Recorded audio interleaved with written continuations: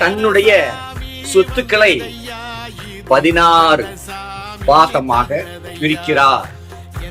அதுல ஒரு பாகம், முதல் பாகத்தை அவர் என்ன பண்றாரு தெரியுமா? இந்த ஏயார் பெருமாள் தேவருக்கு தான் கொடுக்கிறார்.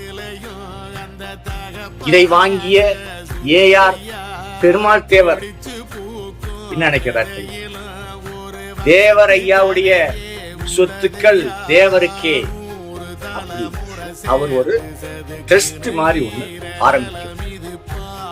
இப்போ தேவர் ஐயாவுடைய சொந்தக்காரங்க, எத்த சொந்த, அவங்களுக்கு 4 பங்குகளாக தேவரையா பிரிச்சு கொடுத்திருந்தார்.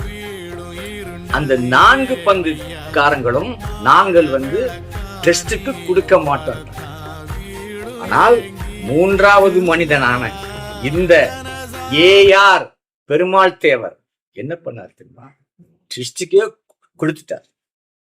சோ அதுல உள்ளதுதான் இன்றைக்கும் கல்லூரி, தேவர் ஐயாவுடைய கல்லூரி கெட்டுறதுக்கு அதுவும் ஒரு காரணம்.